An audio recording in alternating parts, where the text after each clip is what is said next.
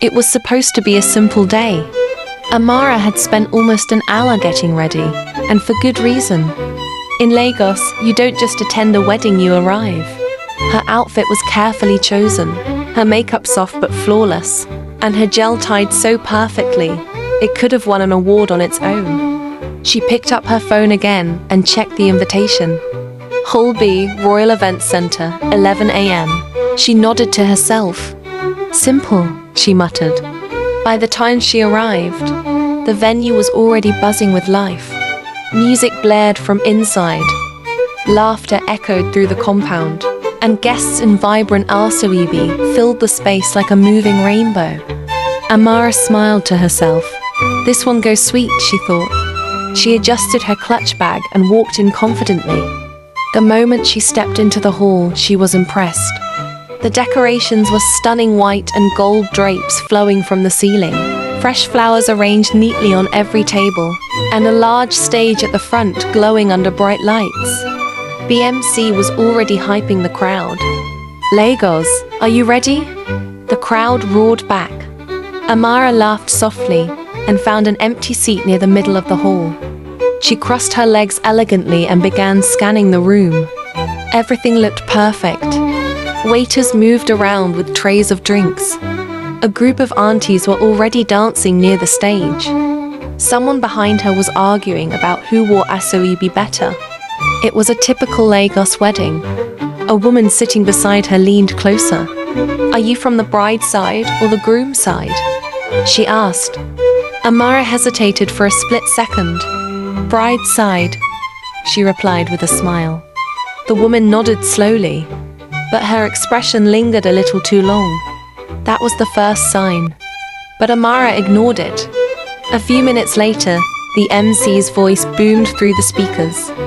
"Ladies and gentlemen, please rise as we welcome our beautiful bride, Kioma, and her husband Emeka." The hall erupted in cheers. Amara clapped along, smiling brightly as the couple danced their way in. But then, her smile froze. "Kioma?" Her heart skipped. Slowly, she reached for her phone and opened the invitation again. She stared at the screen. The bride's name was Tolu, not Kioma. Amara blinked. Once, twice, then she looked up again at the couple. Wrong bride. Wrong groom. Wrong wedding. Her stomach dropped. At that exact moment, the woman beside her leaned in again. "I don't think you're supposed to be here," she whispered. Amara's heart began to race. "Okay, calm down. Don't panic," she told herself. Maybe there were two weddings in the same venue. Yes, that had to be it. She quickly stood up, trying to look composed, and slowly walked toward the exit. But just as she reached the aisle, "Excuse me," a waiter blocked her path. "Food tickets, ma," he said politely. Amara froze. "Food tickets?" She forced a smile. I'll be right back." She turned and walked in the opposite direction. Wrong move. Now she was deeper inside the hall. At this point, Amara had only one plan. Blend in and escape quietly. She picked up a glass of juice from a passing tray and pretended to be comfortable. If she acted natural, no one would suspect anything. Suddenly the MC shouted, "All the bride's friends, please come forward." Amara nearly choked on her drink. People around her started standing up. The woman beside her looked at her. "Aren't you coming?" Amara laughed nervously. I'll join later." But before she could escape, someone grabbed her hand. "Come now, don't be shy." Before she knew it, Amara was being dragged toward the stage. Now she was standing in front of everyone.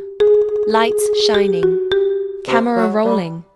The bride was smiling at her. Amara forced a smile back, but inside she was screaming. "Who is this woman?"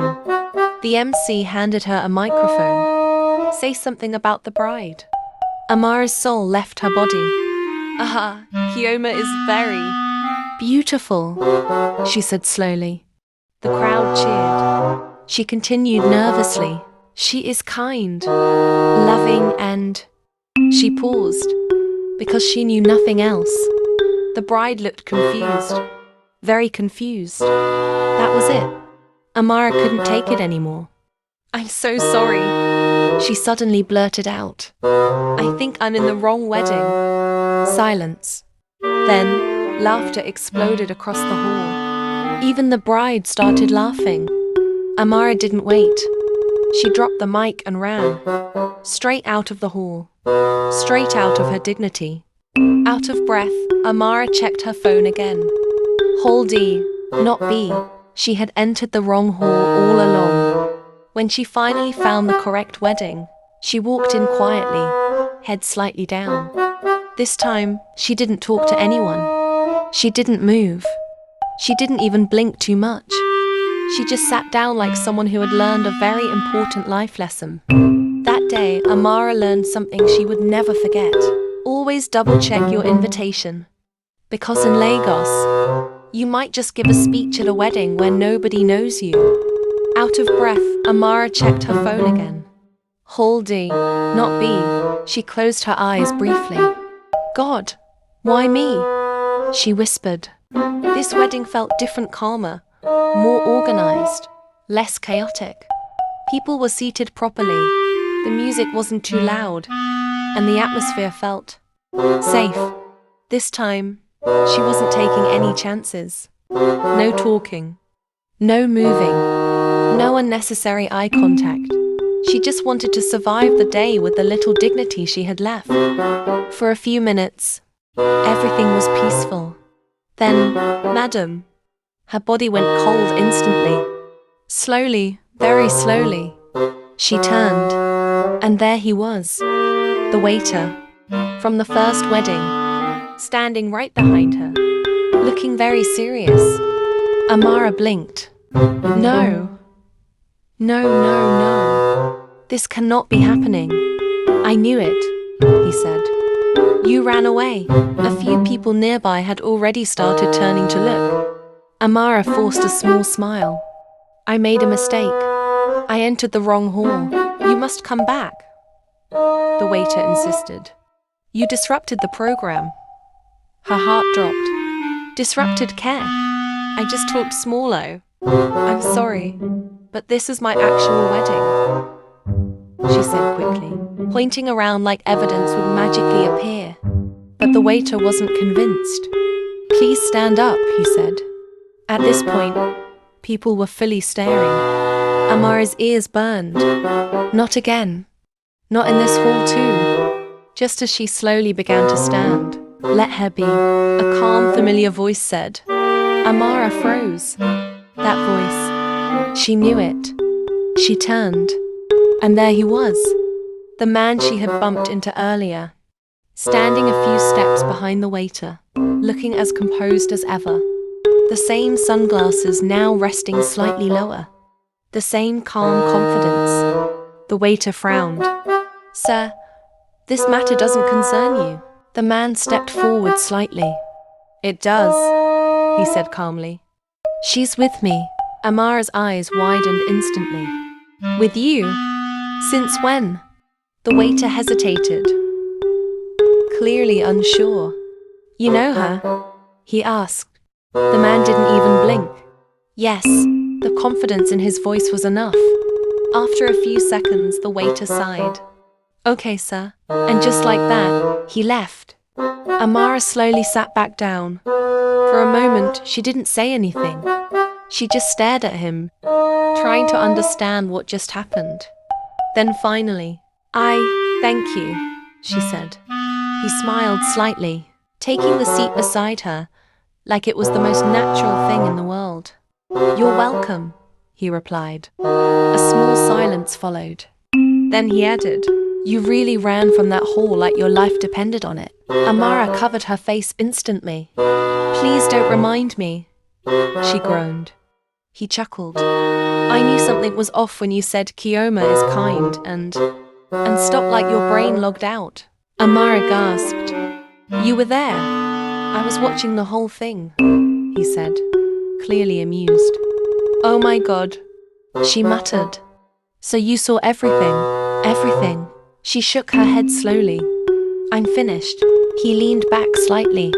No, you're not, he said. You just made the wedding more interesting. She couldn't help it, she laughed. The embarrassment was still there. But somehow, it didn't feel as heavy anymore. They started talking. Casually at first, then more freely.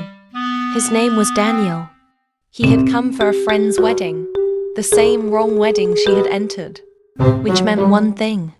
If you're here, Amara said slowly, does that mean you also entered the wrong hall? Daniel smiled. I followed you. She blinked. What? I wanted to see how your story would end, he said simply. Amara stared at him for a moment, then laughed. So all this, you were just watching me embarrass myself. I prefer to call it observing a very entertaining situation. She shook her head, smiling. Unbelievable. By the end of the day, Amara realized something. Yes, she had entered the wrong wedding. Yes, she had embarrassed herself publicly. But somehow, that mistake led her to something unexpected. As she walked out of the venue later that evening, she glanced at Daniel beside her. Next time, she said, I'm triple-checking every invitation. He laughed. Next time, I'll make sure you don't get lost. Amara smiled. Because for once, getting it wrong had led her somewhere right.